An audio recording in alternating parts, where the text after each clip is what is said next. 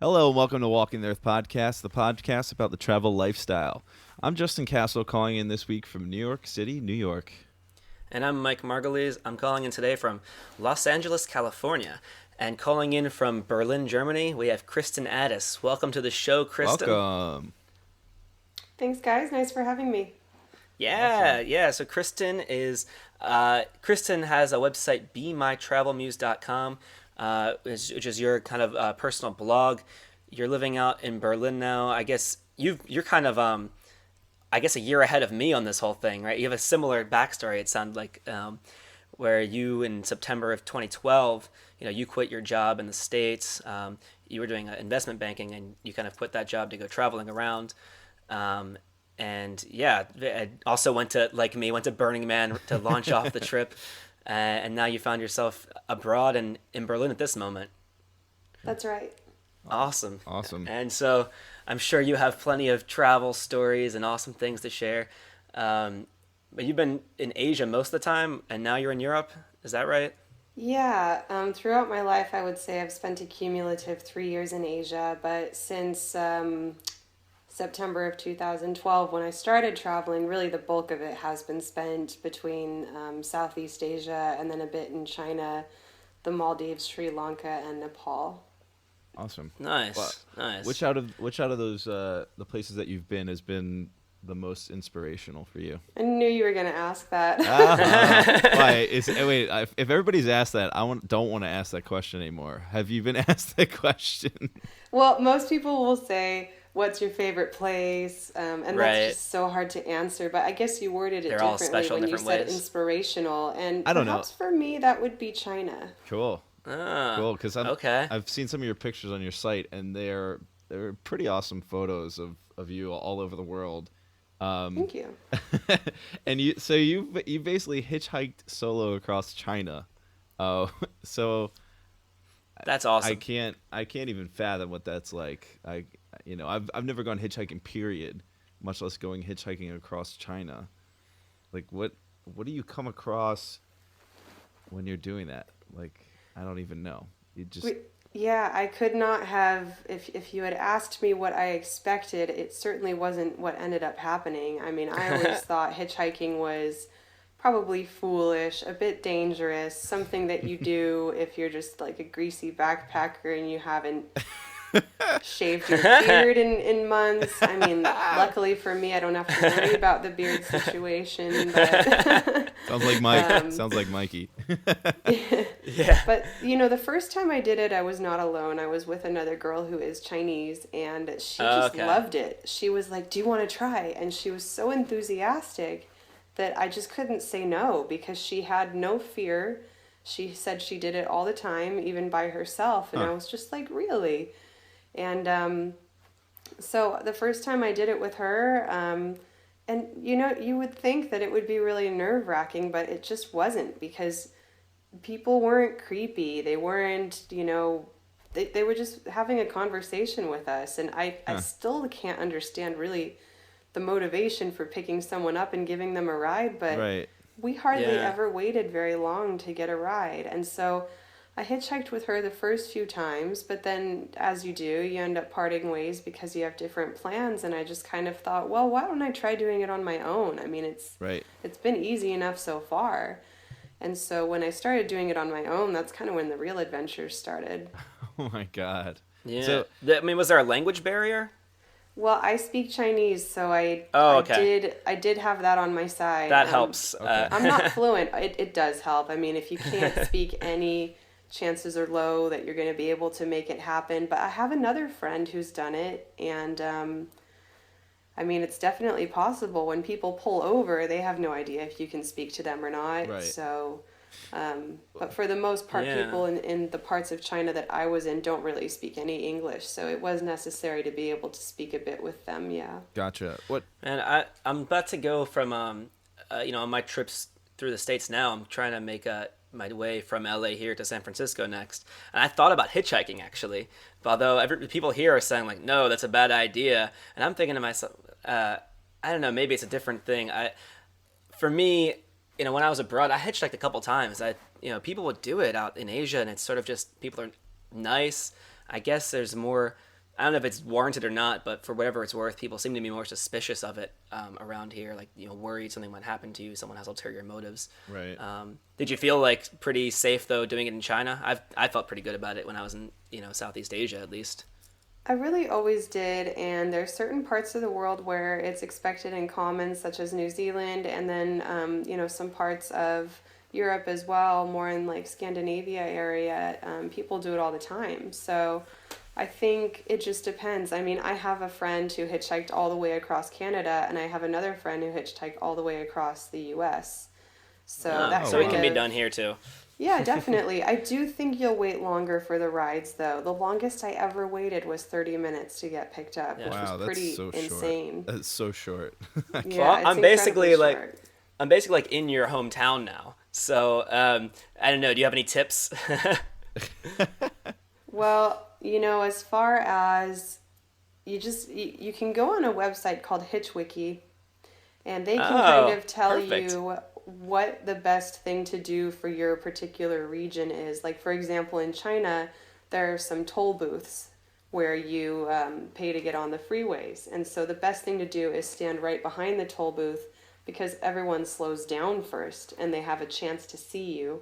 So, any interesting. major on-ramps, I mean, I would just do the research on there and see Right. what has worked for other people. Yeah, it's Hitchwiki. Hitchwiki. Hitchwiki, I believe. That's awesome.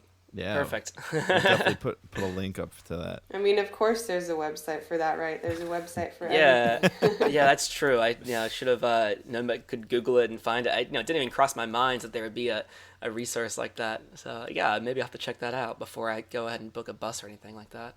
Yeah. I imagine though that when you're going across China, did you go across, laterally, vertically, or just chose a pathway and just bounced around? I mean, China is so It's massive. freaking huge. So, yeah. So I actually only managed to get through 2 provinces. I am a slow sort of traveler. I really like to feel immersed. And so I don't just hit kind of the major tourist spots. I really would prefer to get off the beaten path and see things that other people haven't seen and haven't written about yet. So that's why the Right. hitchhiking in some cases was almost essential because Yeah. that is how I was going to get to that place. Right. Yeah, because the buses are going to take you to like the big touristy cities that everyone knows about. Or So, yeah. they're not very reliable timing wise. The timetable that you see even 3 months prior has probably already changed, and they take a long time. They're very slow. And so, I mean, I could have, of course, done it by buses, but at some point it just turned into a sport. It was fun. Like, how far can I get? Yeah, that's amazing. So I'm sure you get to see like some really, like off the beaten path kind of things because given that you can like speak some of the language and you're traveling with locals, I'm sure that's taken you down like a lot of places that normally your average backpacker is not gonna get to. Absolutely. I mean, I got to see some traditional Tibetan dancing, and there were no other foreigners about. Just the guys that had picked us up happened to be returning home, and they lived right in the area next to Tibet, which was where we were about to go trekking.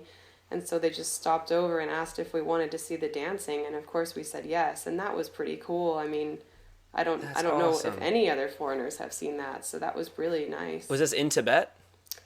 No, at the time that I was in China, foreigners were not allowed in Tibet, but you can Okay. get to the Tibetan Autonomous Prefecture, which is right up against it, kind of on the other side, and from there you can really see still a lot of the culture, and you've got the Tibetan language on all of the signs everywhere, and you're eating Tibetan Okay, food, yeah. and so I You get a still got taste a of it. taste of the culture. Yeah, I did Literally really get a taste of badly it. want to go, though. Yeah, literally.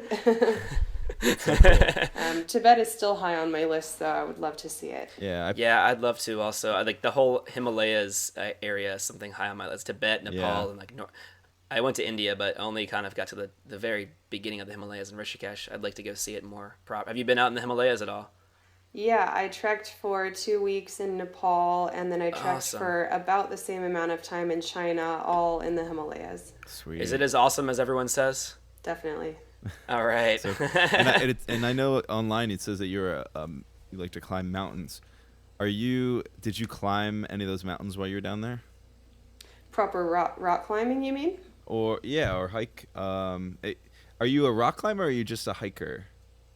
Well, I'm happy to do both, but I'm not as experienced with rock climbing, although I do really enjoy it, and I'm starting to discover that it's something that I really like. It involves a lot of balance and kind of logic, I would say, and that's kind of a fun aspect to it. As far as trekking, I mean, that's all a mental battle. Yeah. Of course, it's physical, but I really feel like it's mental more than anything. Yeah. And so those were more like the trek that I did in Nepal was over the course of 2 weeks, and it ended at just shy of 18,000 feet in elevation. Well, it didn't end, but that was our pinnacle point. Oh, sweet. Wait, so did you go? So it sounds like you went with a group. Is that right? No, I went solo, but on the bus over there, I met a girl from Belgium, and we just hit it off, and we decided to start the trek together, and it turned out that we just had the same pace. We were really good at kind of motivating each other, and then we finished the Annapurna circuit in much less time than we had been told it would take, so we decided to tack on also the Annapurna base camp Cool. to make it a total of 2 weeks, but it couldn't have worked out better. So no, we did it independently without any guides or any porters, but it was cool because I did have a buddy to go the whole way, even though we Sweet. both started out solo. Nice. Yeah, that's an awesome thing though about like that I really enjoyed about when I was kind of more hardcore backpacking is you're solo, but on the bus ride or wherever you meet people that are Yeah, similar. absolutely. And It's so easy, yeah. and it's always scary. Like, oh, what if I don't meet anyone? And then it never works out that way. There's always someone. yeah, it always like works out somehow in the end. It's like somehow things just come together. Yeah, certainly seem to. Sweet. Yeah, and so nowadays you've found yourself since hitchhiking around China and climbing the Himalayas, you've now found yourself in Europe, and so that must be kind of was it a bit of a culture shock for you? I'm going through some culture shock myself coming back to the States. No, it's much harder for me to go back to the States. No, I was so ready by the time that I got to Berlin to be here because I had spent 2 years almost completely on the move, never spending more than... Right. I spent a month back home in California and also a month in London, but otherwise, I mean, it would be an average of 5 days per place, and that just gets exhausting.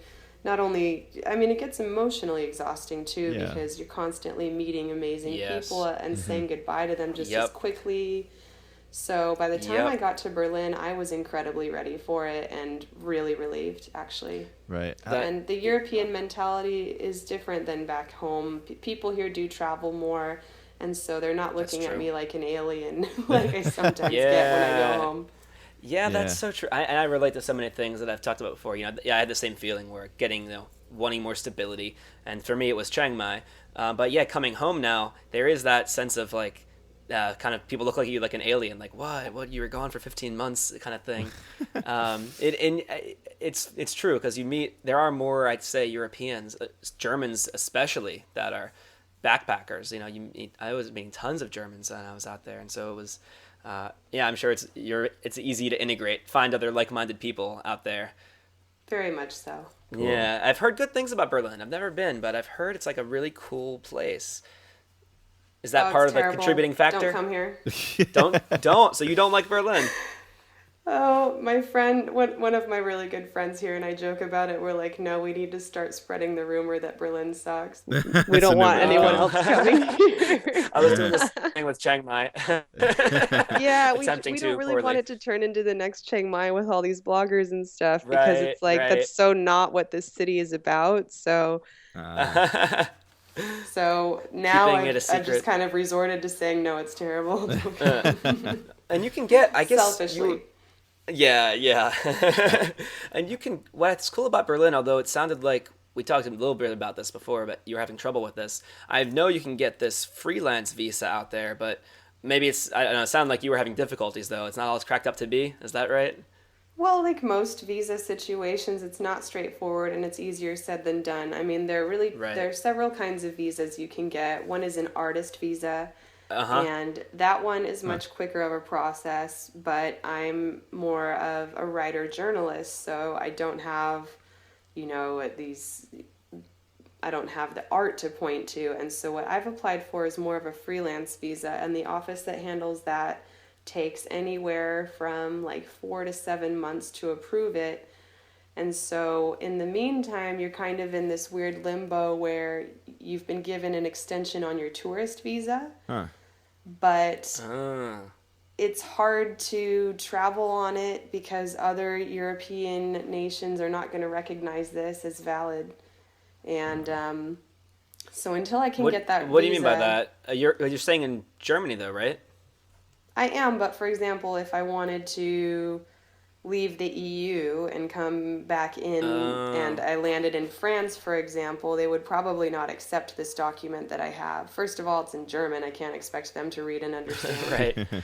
And second of all, what it allows me to do is be in Berlin. And so the trouble for me as a travel writer is, of course, that I travel around. So therein lies my difficulty. So you're kind of stuck in Berlin until this goes through. Is that Well, kind I've of a heard situation? conflicting things. That's the thing. No one can really give me a straight answer. so- Yeah. Okay. Yeah, it's That's kind of where it like the gets Thai hard. visas were like that also. You get like different information depending on where you are. And Yeah, I really Which- think it's just up to the guy that, is at the Right. border patrol.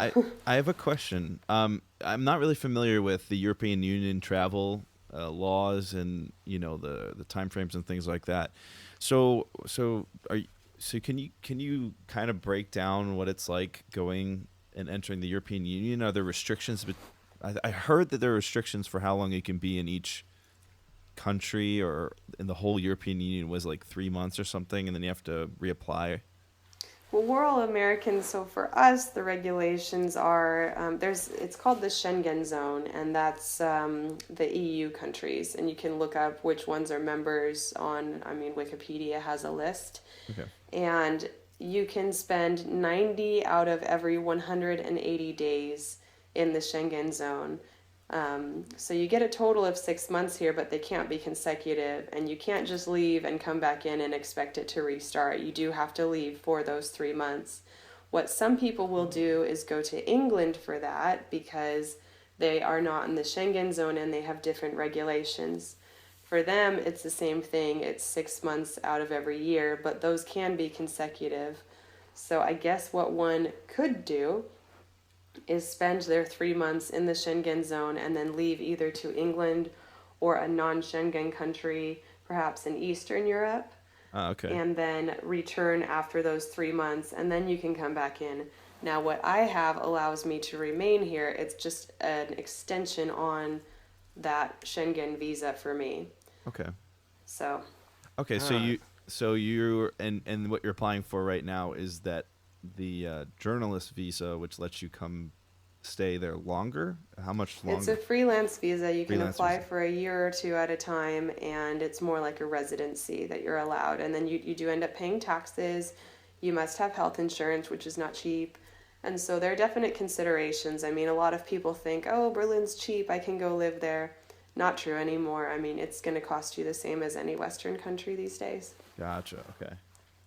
I wasn't aware of that. That's pretty wild. What was the other visa you mentioned? It was a artist visa. I have not heard of an artist yeah, visa. I've heard before. about that, but I don't know a lot about it. I'd be interested to hear more if you have intel on that. Yeah. Yeah, I have a few friends who have it. Like, for example, if you're a tattoo artist, what you can do is show a portfolio and an apprenticeship that you have, and then appointments that you have booked for the future dates. And I mean, really what they're concerned with is you can prove that you do have income coming in and you're not just going to end up falling on some kind of welfare system. I mean, that's what they really need, is people bringing money in to Berlin, which is actually, I think, 60 billion euros in debt.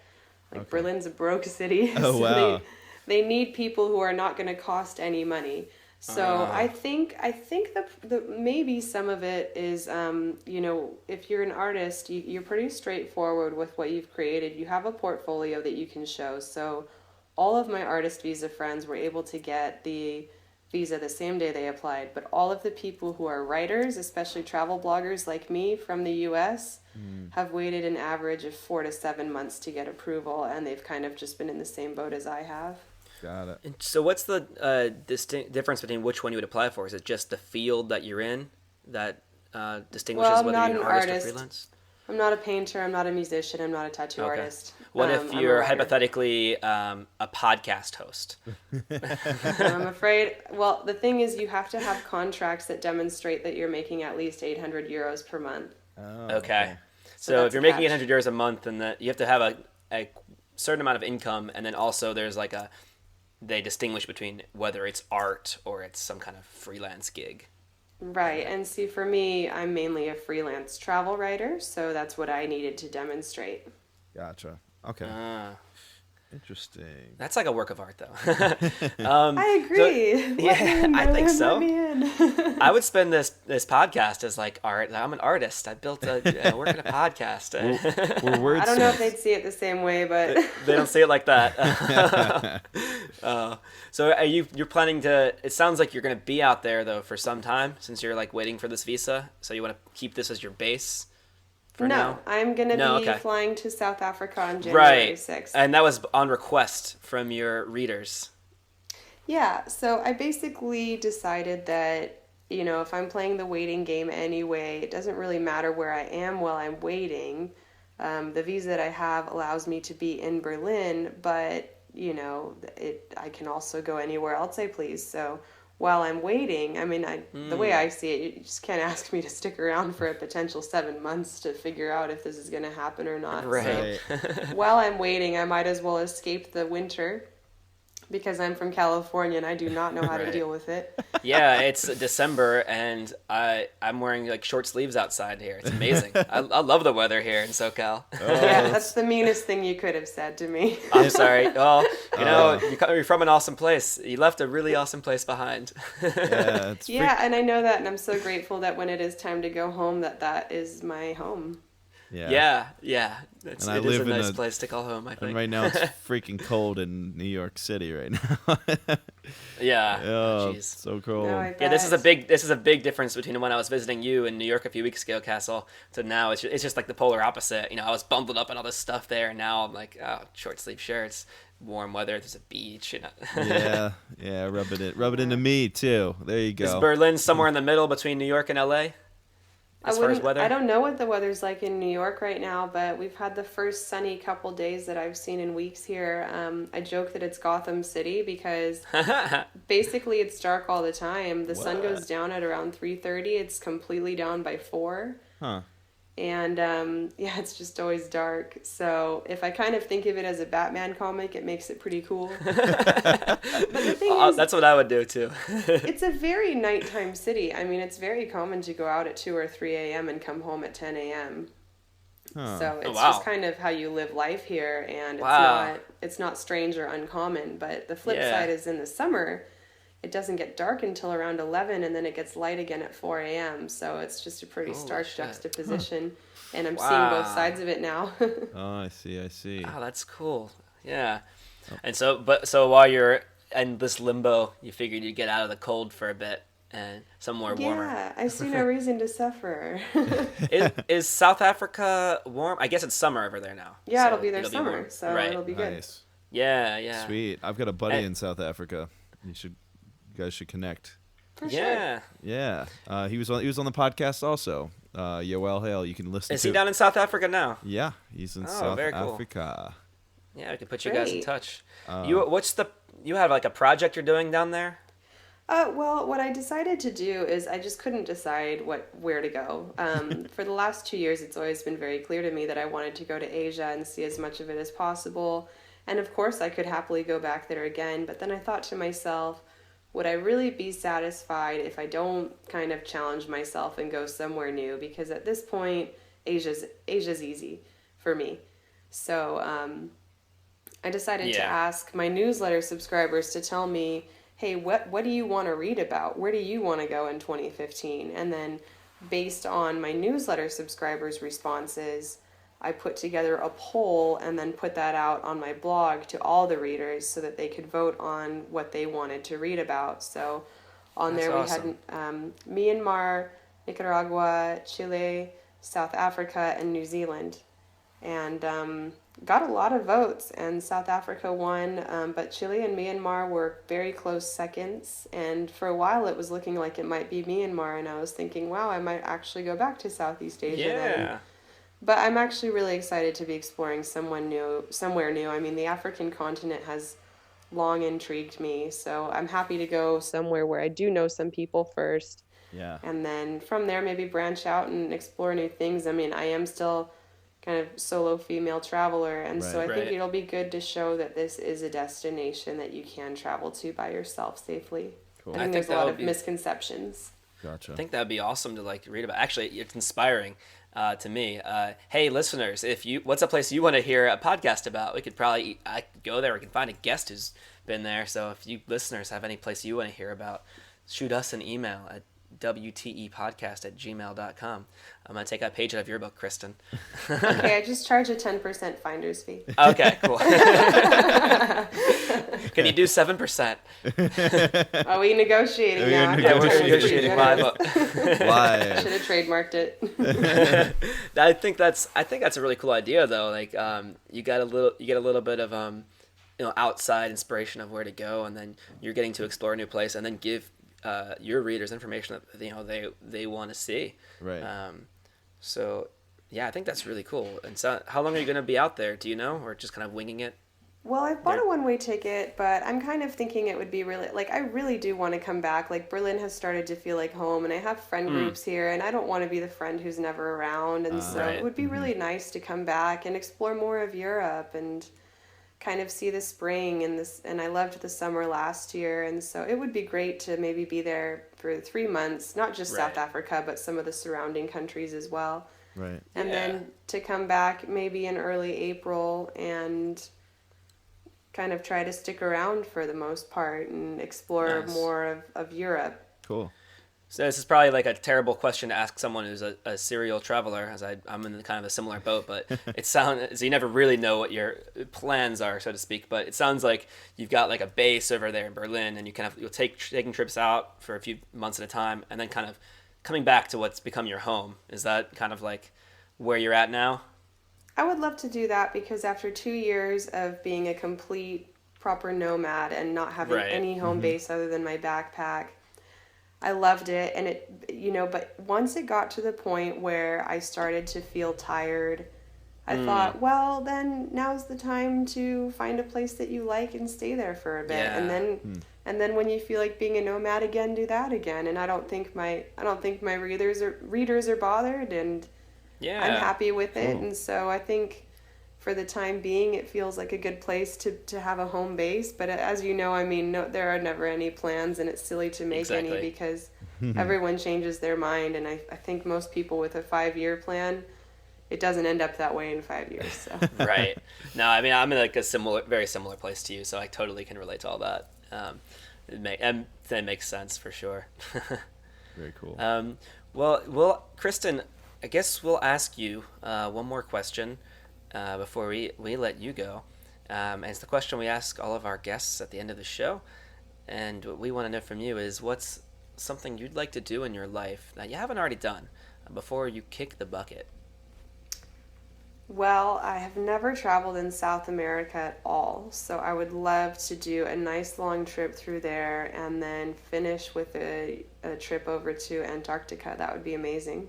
Sweet. Awesome. Yeah. I mean, if I'm really shooting for the moon, I would say I'd love to go on the moon. I would love to feel weightless and see the world from that perspective. I think that would be so humbling and amazing, but Yeah. I don't know if that'll be affordable in my lifetime, so if not, Antarctica's cool with me too. Yeah. Yeah, it'll be an option in our lifetimes for De- sure. Yeah, definitely. affordable is a different question. But, Yeah, I mean, it already is, so if Yeah. Do just, people go? you know. Do they have trips to the moon? Not yet, but they were trying to do a manned. They actually have people who bought tickets on like Virgin, Intergalactic. I forgot the name of it. And the problem is that they got. I think they went for like $100,000, $500,000 each, or something like that. But well, Holy $500,000 for like shit. the first two, like I think for a seat on the first trip or something, and then after that it'll Yeah. be more affordable. But So it's slightly outside of the backpacker's budget. slightly, but they actually got put back a couple months because they had one of their space shuttles. They bought some old Russian shuttle as a experimental unit, and it blew up. So Uh-huh. so a couple. Don't worry, you got more Yeah, time to wait. Technical difficulties. Yeah, Yeah. nobody was harmed. It was, I If think. it is affordable at some point, though, that would be such a cool experience. Like, to see, like, I think you were getting this, Kristen, like, right, to see the Earth from the outside. And like I've read some stuff online about astronauts describing the experience where they just look at the Earth and they're like, oh, there's no borders there. It's just like we're just this rock, and we're all, a very humbling kind of experience. I think it, would be like you said. Yeah, Carl Sagan, The Pale Blue Dot. That's one of my favorites. Ooh. What is that? Carl Sagan, The Oh Pale yeah, Blue yeah, Dot.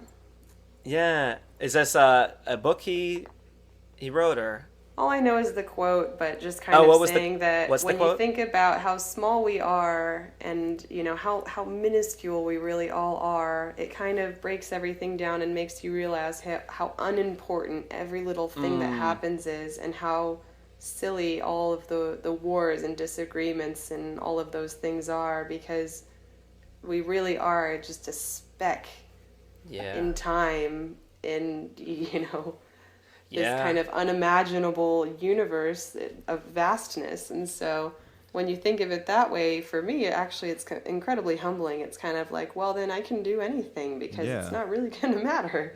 Yeah, spot on. I find that Carl Sagan quote in full. That's Definitely. It sounds like a good one. Very cool. Yeah, I can send it to you. Yeah, Awesome. that'd be perfect. I totally relate to that too. I think, there's a common sentiment you get as like a traveler though, I don't know, it really just sort of, for me at least, the experience of traveling has really shifted my perspectives significantly. I don't know, maybe I've had some of the same beliefs, but I more really understand them now in a way that I didn't before, and so. Right. I think it lets you be who you've always been without the influence of all of the things that you had in your old life, like family, friends, jobs, obligations. When you have the freedom to discover who you really are, that's what traveling can do. It's Right. true. Great. It's kind of like liberating in a lot of ways, because when I'm out there backpacking, I meet a group of people for the first time, and I can be whoever I want to be. I can be the best version of me from square one. And what's interesting is coming home. It's I'm seeing people that have known me for a really long time, and so they might remember me, for example, as like a different person than I am today, and which is okay. Like it's part of like having long-term relationships. That's part of the process. But it's you still have to like. You don't have that necessarily freedom to just start off as like, hey, you can just be the best person, Right. Maybe you can actually. I can just be the best version of me anyway, and I think so. I think Mike, you've done very well doing that, just from my secondhand experience. Oh well, thank you, good sir. But yeah, I totally I see what you're saying. So like when you're away and you're by yourself, you go back to, I don't know, homeostasis, I guess, is that the right word, where you get back to the core of who you are, because you don't have anything to prove to anybody, or no past influences, no environments are the same. Yeah, It's just you can be completely you. free and open, and Yeah. allow yourself to be different in Yeah. very radical ways. Yeah. It sounds like you had a similar experience, yeah, Kristen? Well, I think that everyone is in that boat, which is really nice. And so for me, it just helped me to realize that a simple life is really nice. And, coming from a place where people really prioritize things like how much money you have, how much influence you have, what you look like. When you go to a place where you can see that people are just happy to have the clothes they're wearing on their back, you can kind of Right. understand how frivolous all of those not even needs, all those desires were. Right. And then it breaks down the real fundamentals of what makes a person happy, and it's not what you have materialistically. It's what you have kind of to offer other people as far as Yes. compassion and ideas. And I think it made me a more patient person, a more compassionate person, and that's been a game changer. Right. Yeah, definitely relate to that. Travel's good. Travel's good. Love thy neighbor. Travel's awesome. Yeah. We should make a catchphrase, Mike. Travel's good. One word. Yeah. Travels S. Let's- Travel with an S and good. that sentiment that, Kristen, that you're expressing is something very common. I think people who travel tend to come to the same conclusions of that. Yeah, what's this about? Well, it's about being compassionate to our fellow human beings, and yeah, I think that's some very common thing that people who go out traveling for a long time really come to that conclusion. Yeah, and it's amazing how good that can be for yourself to develop that Yes. compassion. It just takes a lot of anger out, and that's just stress levels go down, and that's important. It's good all around. Good for you. Good for your friends. Good for the world. Awesome. Well, this is a good note, I'd say, to close it out. Thanks, Kristen, for coming on the show. Yeah. Thanks for having me. Yeah, so folks can find you. Your website is BeMyTravelMuse.com. Do you also have like Facebook and Twitter, all that good stuff? Yeah, absolutely. It's Facebook / Be My Travel Muse. My Twitter handle is also Be My Travel Muse. And definitely check out my Instagram. I mean, every place that I've been has been chronicled on there. So okay, sweet. Awesome. It's a good way to kind of see where I am in the Visual world now form. and to follow the journey if you want to. Cool. Yeah, awesome. Yeah, and what I will do, as always, is I will compile all the links to the ways to find you, all your websites and social media links, and I will include that on the blog post that goes along with this episode. And as always, that can be found at WTEpodcast.com. Yes. Awesome. But yeah, thank you again, Kristen, for coming on the show. Yeah, really enjoyed this conversation. Yeah. All right, likewise. It was a pleasure. Thank you. And we look forward to hearing about your adventures in South Africa. For sure. Those will be all over the blog and my social media accounts. Awesome. All right. Well, everyone, thanks for listening to Walking the Earth podcast. We'll talk to you next time. Take care. Next time on Walking the Earth podcast, Mike and I sit down and have a conversation with Leon Logothetis, who is an Englishman and former stockbroker from England that decided after watching the Motorcycle Diaries to quit his job, buy a motorcycle, and travel around the world without any money, only taking the donations from others out of the kindness of their heart. Several TV shows and documentaries have been made about him, and now he's got his new book, The Kindness Diaries, which talks about his journey around the world. So it's a very interesting conversation. Check it out next time at WTEpodcast.com. Don't forget to subscribe to us on Stitcher, on iTunes, like us on Facebook, follow us on Twitter at WTE Podcasts, and we'll talk to you next time. Take care.